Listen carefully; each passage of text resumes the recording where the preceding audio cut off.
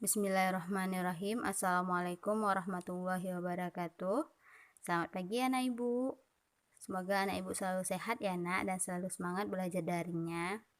Nah baiklah, pada hari ini kita akan mulai pembelajaran BAM kita ya nak. Dan kita akan melanjutkan materi kita yang minggu lalu, yaitu tentang membedakan balai saruang dan balai nan panjang. Nah, untuk lebih jelasnya, sebelum kita mulai pembelajaran, silakan anak ibu buka buku BAM-nya halaman 10 ya nak.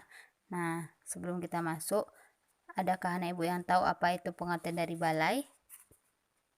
Ya, pintar sekali. Balai adalah tempat musyawarah yang terlindung atau tempat musyawarah yang di dalam ruangan atau terhindar dari cahaya matahari. Nah, itulah pengertian dari balai. Nah, baiklah, kita akan masuk pada materi kita yang pertama ya nak, yaitu tentang pengertian dari balai saruang dan balai nan panjang. Nah, balai saruang ini artinya balai yang hanya terdiri dari satu ruang saja, jadi terdiri dari satu ruangan saja. Nah, balai ini dibangun di Desa Pariangan. Nah, Desa Pariangan ini adalah desa yang tertua di Minangkabau. Jadi Desa Pariangan adalah desa yang tertua di Minangkabau. Balai Saruang merupakan balai yang tertua di Minangkabau. Nah, Balai Saruang ini juga merupakan balai yang tertua di Minangkabau, yang dibuat seperti rumah gadang. Atapnya bergonjong dan lantai ditinggikan dari tanah. Jadi Balai Saruang ini dibuat seperti rumah gadang, yaitu atapnya bergonjong dan lantainya ditinggikan dari tanah. Nah, setelah beberapa lama, penduduk Minangkabau itu semakin lama semakin bertambah. Semakin lama, rakyat itu semakin banyak atau penduduknya semakin banyak. Nah, nenek mama kita pada saat itu membangun lagi balai yang besar. Nah, membangun balai yang besar dari Balai Saruang tadi. Nah, yang disebut dengan balai nan panjang.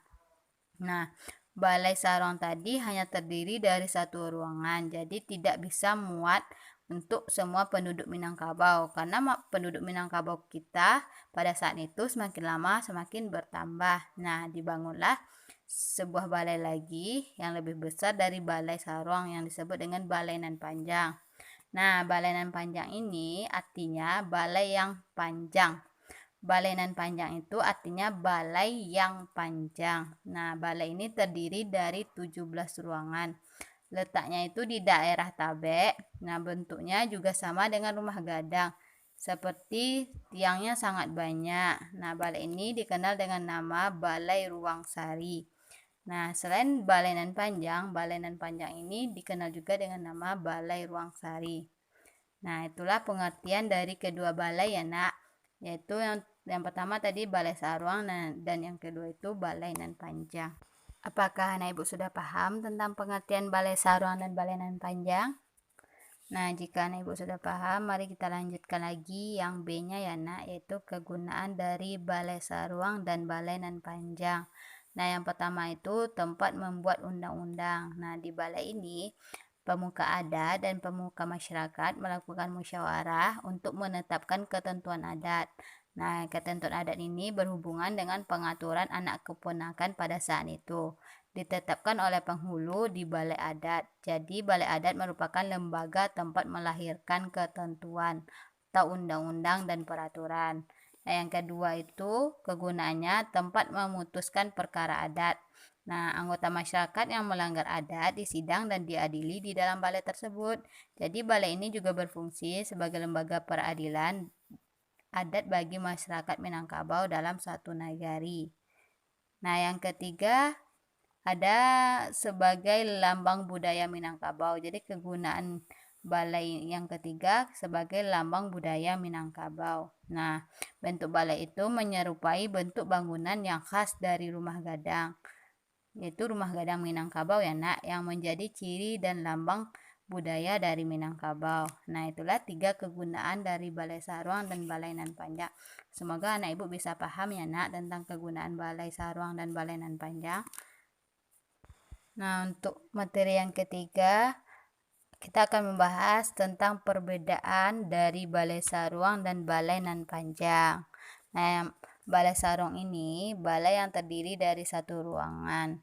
merupakan balai yang pertama didirikan, dipergunakan oleh kedua aliran Bodi Caniago dan Koto Piliang. Nah, Balai Saruang ini dipergunakan oleh kedua aliran Bodi Caniago dan Koto Piliang. Nah, Balai Nan Panjang terdiri dari 17 ruang, merupakan balai yang kedua didirikan, dipergunakan oleh aliran Bodi Caniago saja. Nah, bedanya Balai Saruang tadi balai yang terdiri dari satu ruangan, sedangkan Balai Nan Panjang balai yang terdiri dari 17 ruangan. Nah, yang kedua, Balai Saruang ini balai yang pertama didirikan, sedangkan Balai Nan Panjang balai yang kedua didirikan. Nah, perbedaan yang ketiga itu terletak di kegunaannya. Nah, kalau Balai Saruang dipergunakan oleh kedua aliran. Yang pertama itu ada aliran Bodi Caniago dan yang kedua itu Koto Piliang.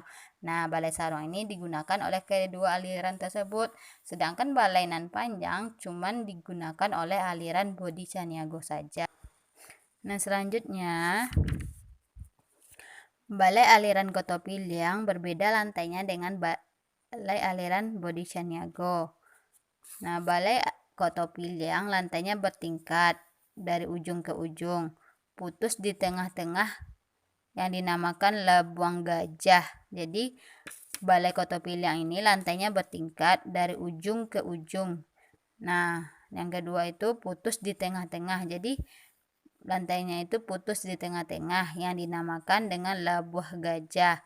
Nah, lantai ini mencerminkan kepemimpinan Datuk Katumangungan dengan penghulu lain tidak setingkat. Nah, antara kepemimpinan Datuk Katumangungan dengan penghulu lain itu tidak setingkat. Itulah maksudnya. Nah, kedudukan penghulu yang lebih tinggi tingkatannya duduk di atas anjungan, sedangkan penghulu yang lebih rendah kedudukannya duduk menempati lantai yang di tengah-tengah. Nah, aturan aliran Koto Piliang ini dikenal dengan titik dari Ateh. Artinya, keputusan terletak di tangan penghulu pucuk. Nah, selanjutnya berbeda dengan aliran Bodi Caniago. Nah, lantai balainya datar saja. Ini menunjukkan penghulunya tidak bertingkat-tingkat. Penghulunya duduk samo rendah, tagak samo tinggi. Jadi maksud dari duduk samo rendah dan tagak samo tinggi ini adalah jadi antara orang yang jabatannya tinggi dan orang yang jabatannya rendah itu duduknya sama rendah dan sama tinggi. Jadi duduknya itu sama rata di bawah atau di lantai balai tersebut, tidak ada dibedakan tempat duduknya. Jadi semuanya tuh sama gitu maksudnya. Nah, itulah perbedaan dari kedua balai tersebut. Nah, bagi aliran Bodi Caniago membasuh dari bumi.